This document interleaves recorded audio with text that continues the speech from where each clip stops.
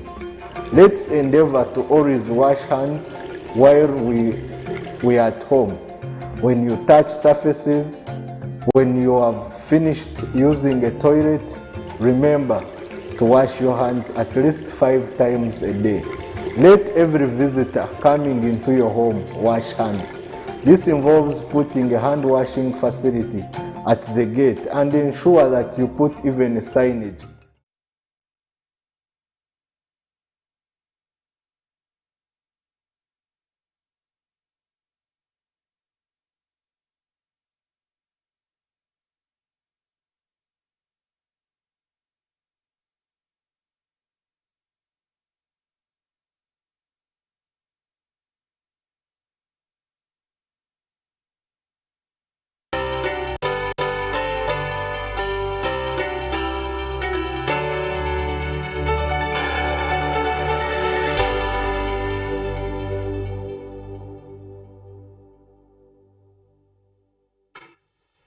It is intellectually engaging. Court does not sit to waste its time.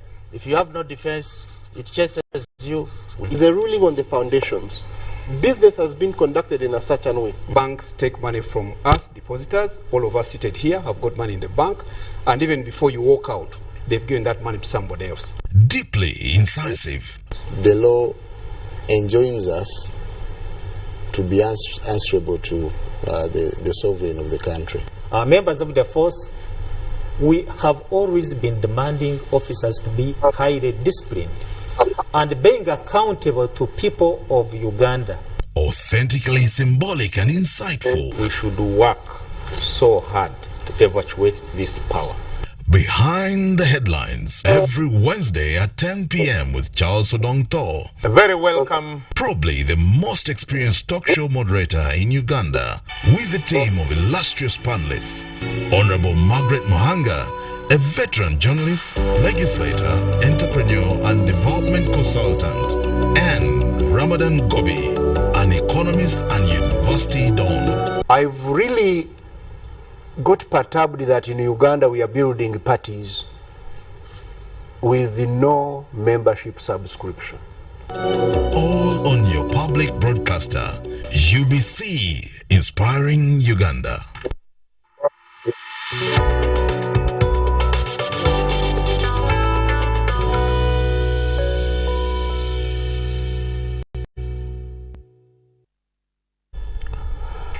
A very warm welcome, and I want to welcome you to this evening, this edition of Behind the Headlines. My name is Charlse Odongotho, and of course, this week, like the weeks before earlier, the discussion doing the rounds is COVID-19 is COVID-19, and we are going to be discussing a diverse, diversity of angles.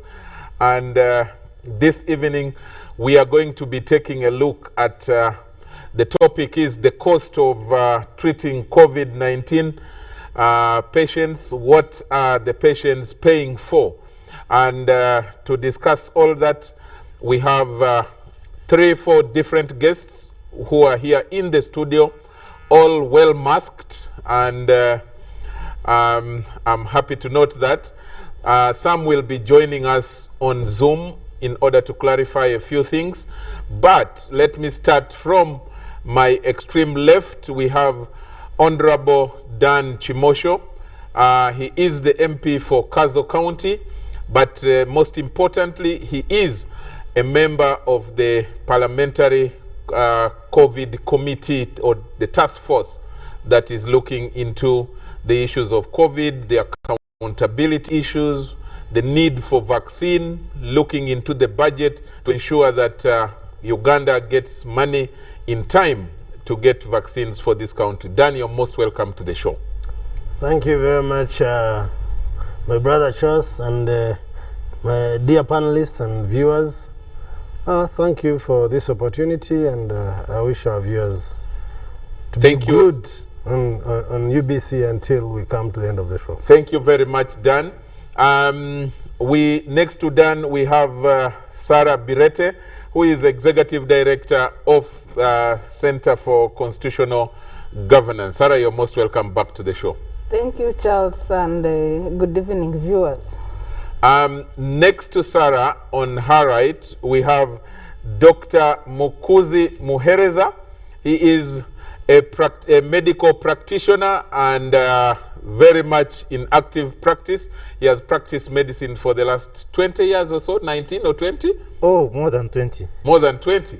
Graduated in 2001, so you can imagine. Wow. Yes. Some people were not yet born. At least not within this room, this studio. Probably some in this studio. Good evening, Charles. Good evening, my fellow panelists. Yeah. Good evening, viewers. But mainly, good evening, you people who touch patients on a daily basis, especially those members of the Uganda Medical Association, Charles. Thank you very much. And I like seeing doctor in the medical gown. This is not the PPE we talk about, but certainly Dr. Muhereza is the Secretary General of the Uganda Medical Association, and that's a body, a professional body that brings together all the practicing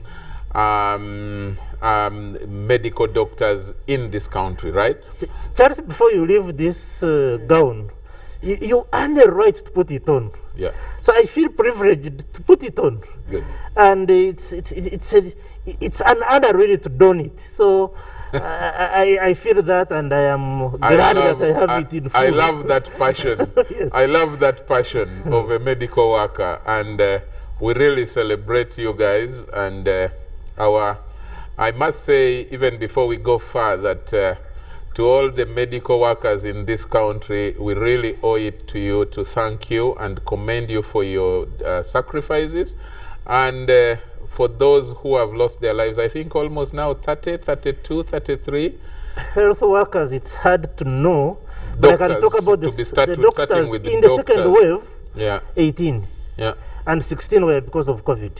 Wow. So it's really hard. Yeah. And very, very senior people. Yeah. Very young people. Dr. Mulindwa was 35, 36. So you can imagine such a range, and it takes so long to train somebody to become a neurosurgeon like a doctor. I remember, yeah, Mukasa. It's and it hits nearer to us. Yeah. You are struggling with somebody, he leaves you, but you have to continue with the journey. Thank you, thank you. Yes. Our hearts go out to all their families. Next to me, immediately next to me, is Grace Chiwanokasali. She is Executive Director of the Uganda Healthcare Federation. And again, this is a body that brings together especially medical private providers, medical service. Thank you so much, Grace, for coming to the show. Thank you, Charles. Thank you, everybody, for the warm welcome. Yes, Uganda Healthcare Federation represents health facilities, but it's also represents health professionals, manufacturers in health, ICT in health, so it's a wide range. Thank you so much, Grace. On the line through Zoom, we are going to have Dr. Juko Edrin, who is the head of medical services at UMC Victoria Hospital in Bukoto. Is Dr. Edrin, are you already online? Thank you, Charles. I don't know if you can hear me, but thank you.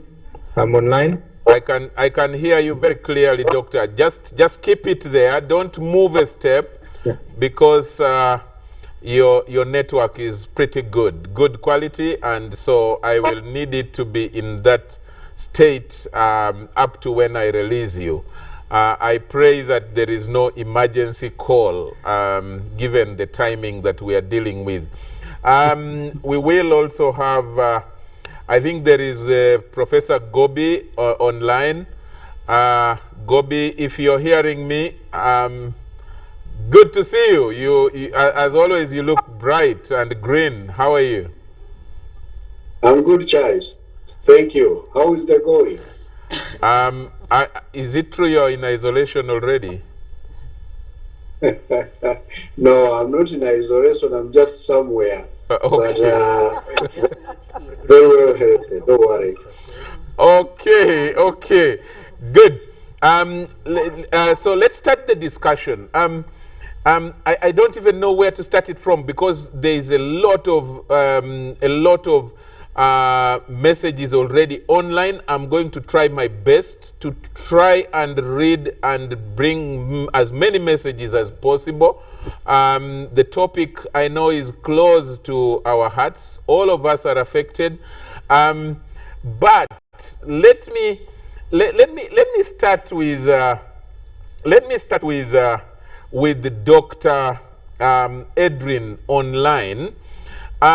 Doctor, you are a senior executive at Victoria Hospital in Bukoto, and the issue of the cost of treating COVID has been a major sticking point. And you know, just touching on a few that have come up that have been discussed, there are cases where we have seen 120 million in 2 weeks, 3 weeks, 1 month, 120 million Uganda shillings as a bill for a COVID patient in intensive care. We have seen bills of 70 million in 3 weeks. We have seen bills of 49 million in just 10 days. And not just that, there are reports of dead bodies being held at hospitals.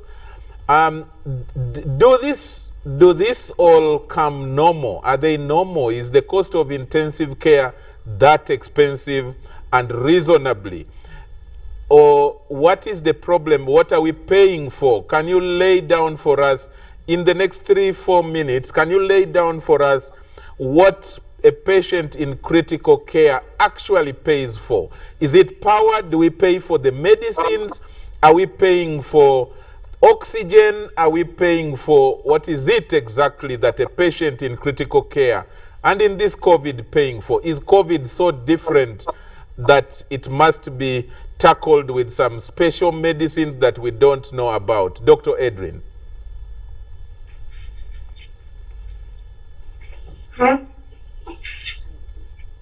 Thank you so much, Charles, and it's a great pleasure to be a part of this team today. I think the conversation that is happening today is probably long overdue because I think ICU care in the country is one of those things that hasn't been addressed to a greater level, and then people also understanding what is involved in ICU. And of course, I've read a couple of papers. One of them was COVID is going to change the perception of critical care in many countries. And that points out to the fact that we weren't also prepared, and either we are having very few beds in the country, or we are having very many beds, or we are having not enough human resource in the country to deal with the surge in the cases. So I speak from an informed point of view because my hospital has been treating COVID patients from the first wave to the second wave. And we have seen changes in variation, changes in severity of the conditions, and that has been a very big challenge, of course. Now, when we talk intensive care, normally, even with the non-COVID case particularly, I was asking a few people who have had patients in ICUs everywhere in Uganda, and I asked them, if you've had a patient in ICU before COVID, who was a non-COVID patient, what was your average cost? And they will tell you, my average cost will go between 1.5, 2 million, you know, and the question was always, okay, could COVID lead to an increase in the cost of services that are rendered? Because it comes with very critical things like risk allowances, things like consumables are increased, okay? So those are some of the things that we looked out for to see. And then also the greatest challenge, of course, we faced was we saw prices of certain things increase. I'll tell you for one, because we saw drug prices increase from 60% to some increasing over to 150% to to 200% of the original prices that they costed, and that means that you're talking about cost price. So some of those, of course, the person who in the end gets to pay for them is actually the patient, because that is going to be costed. We saw an increase in the cost of masks that are used, and of course our people are not using the regular 3-ply mask. They're using either K95 or the 3mm masks. So those are the greatest challenges, and that's why we ended up seeing the cost increase. Sometimes either it's going to about 2 times or even 3 times the cost. Now, of course, because you want to maintain a high quality of care, that created a very big challenge. Treating a COVID patient became difficult on a day-to-day basis, because I'll give you a scenario. One, you do not want to have your staff within the room for very long hours. So that means that you're going to have to change them again and again. That means that your utilization of a protective gear is going to be quite higher. And that's a protective gear that gets to be paid for. Some people are costing them close to 100,000 per protective gear that is used, the PPE gown that we know. Now, if I'm having a change of about 2 times a day or 3 times a day, depending on the severe cases, because we're looking at one-on-one nursing for ICU patients who are very critical. Patients are on ventilator, or some are on CPAP, and you have to monitor. We call ICU the place of the second. Any second counts in ICU. So that increases your cost. But that cost wasn't actually there when we're dealing with non-COVID cases. Second of all, you're looking at a situation where COVID presented itself with very many challenges. Of course, even the direction of treatment was very challenging. So there are so many things that have come up, of course, with time. There's lots of physiotherapy that has to be done on a COVID patient. There's lots of oxygen that they are consuming. If you look at the cost of, the amount of oxygen a patient who is on 20 liters of oxygen is consuming in a day, you'll find that they are consuming about 8 cylinders a day. And it is shocking, because 8 cylinders a day with the cost of just 1 cylinder being, which, initially was around 25,000, you're buying it in the COVID period around 60,000. And then you have to transport the cylinder as well. So a patient who consumes 8 cylinders is going to, just at cost price, is going to be ending up paying over 480,000 just to get 8 cylinders to work for them on 20 liters. So those are some of the challenges that presented themselves. And then the other challenge we saw, which I think could explain why the bills were quite high, was the duration of treatment in ICU.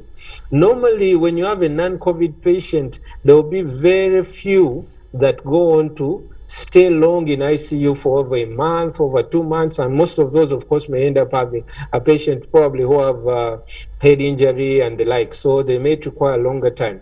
But what we saw with COVID is the moment you intubate a patient, or the patient is on CPAP, we see a longer duration. The average stay in ICU was going to about 20 days. So definitely, if you're dealing with 20 days or 25 days or 30 days, that means that those are bills that are going to be very high, and they are going to come with a lot of issues, definitely. And lastly, I think one of the challenges with COVID, and it presented itself, was the perception.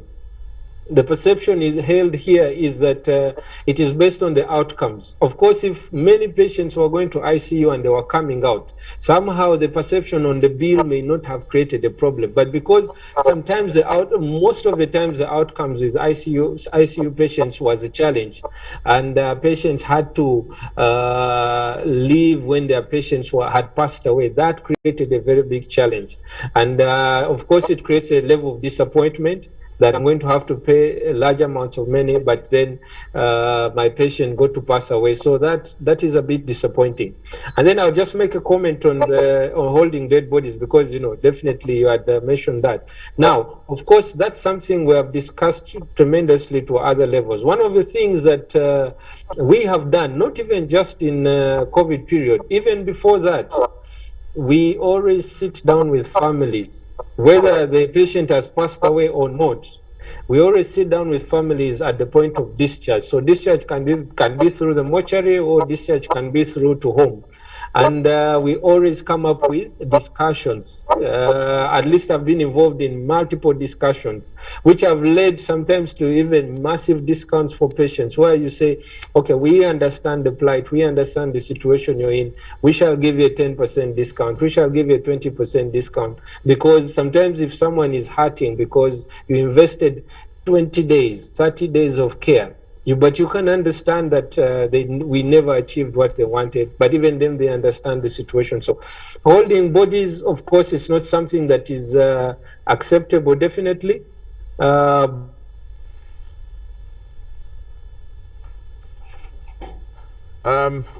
Doctor, are you okay?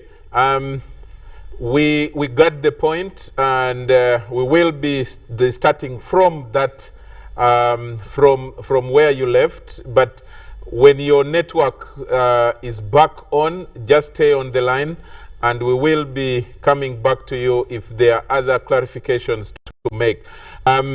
Let's come back to the studio here.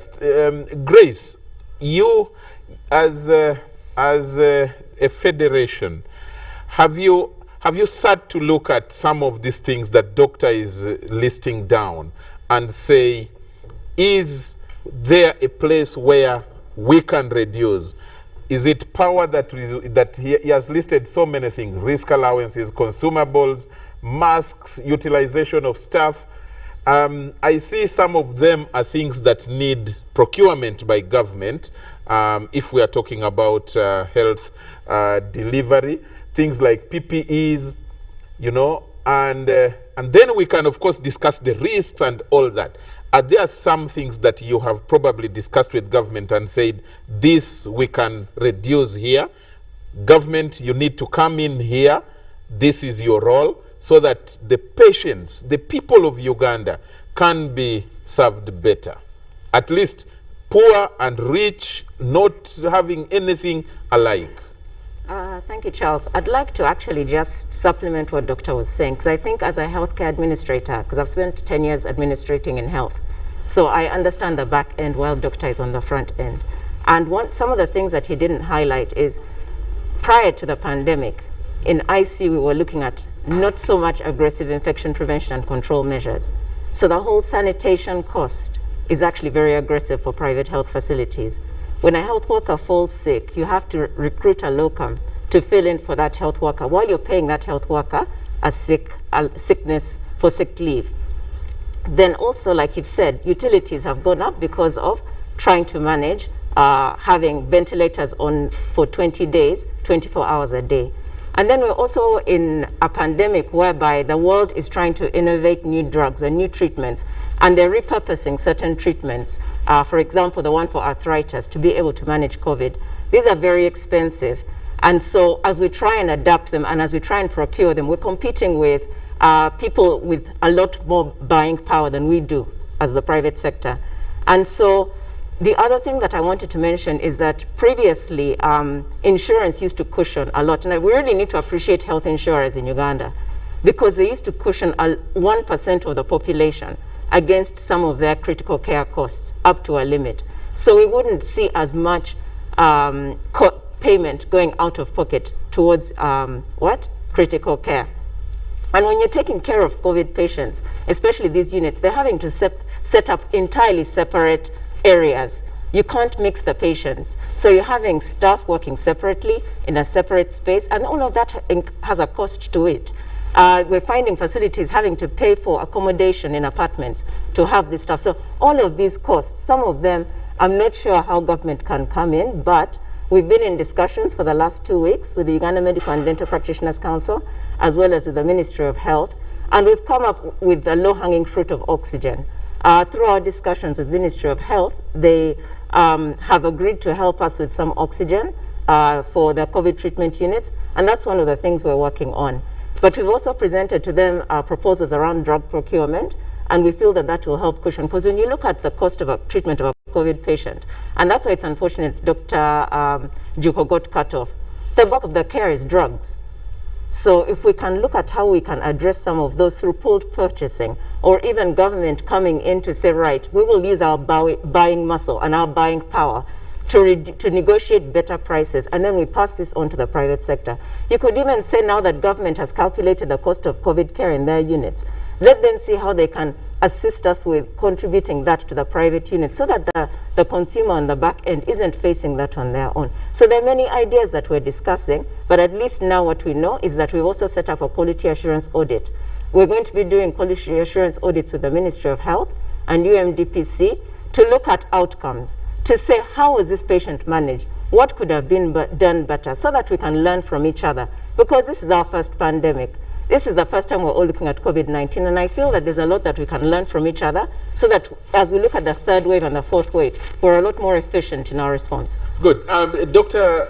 Muhereza, as Uganda, not manufacturers, as Uganda Medical Association, they're all UMAs, Uganda Medical Association, how involved are you in these discussions going on?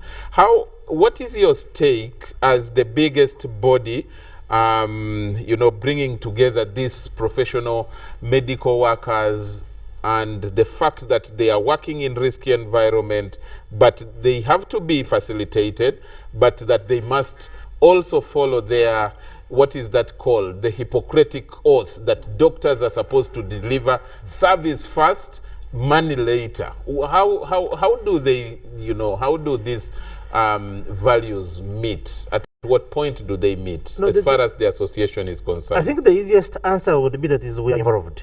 Yeah. We are members of UHF. We are members of Uganda Medical and Dental Practitioners Association, councils rather. And most of the leaders at the Ministry of Health are doctors, and by default they are our members. So to put it broadly like that, we are involved. We are involved, but at the same time, we are human beings. We fall sick. The 18 that have died through the hands of either private, most of them by the private. So I actually know one whose bill went up to 120 million. And all those negotiations that we are talking about, the back and forth, the donning that we are talking about, these members know them firsthand. I wouldn't wish you to go into that PPE for more than 2 hours. But some of our members go even 4 or 6 hours in the other side where it is not private. So I can say that we are human beings, we are involved, but at the same time, there must be some limits. There must be some... What are those limits that you're suggesting? The so-called Hippocratic oath states clearly that I should enjoy life if I keep this oath. So using that oath to scare us and say that we should be pro bono completely, never. And talking that oath that we must put it on and forever, then the system crumbles completely. You must replenish it. Even the energy myself, it must be replenished so that I can keep this oath when I'm alive. However, one of the biggest elephants in the room is the fact that I have at least a member of parliament here. I'm bringing him after you immediately. We have 281 beds, ICU beds in this country. In this country, 281. Versus 500 members of parliament. We have the living ones, the ones you can call ICU beds really. They could be not more than 81. No, those are less than the cabinet. Now, God forbid the whole parliament gets sick and they need ICU beds. What is our priority? Is it paying these people and buying them Prados, or having oxygen and a proper ICU bed in this country? First clarify. You said we have 281, and the living ones. What do you mean the living ones? The ones which you can use and say this is a nice. You mean out of these 281, majority are actually not more than 50% are not working. Some of them are even in boxes. Huh? Yes, some are in boxes. Not yet set up. Not set up. There was that thing walking around on social media. You will excuse my language sometimes. And they would say, Guru, we have this number. Lacho, we have this number. Arua, we have this. I called some of the branches. And they tell you two main things. Number one, an ICU bed is not that peripheral that you see. An ICU bed comprises of three main things. That bed, monitor oxygen, whatever. Number 2 is the drugs, the sundries that you are going to use in the ICU bed. Number 3 is the human resource. And that is where the issue is. If you don't have the people that can functionalize these beds are nothing. But even those which are functional, probably almost 90% are in Kampala. Very few in Barara. I think there are some in Jinja, and then probably other places like Mbare. When you cross the Nile, you are on your own. So those are the questions that we my people in West Nile are on their own. That's why now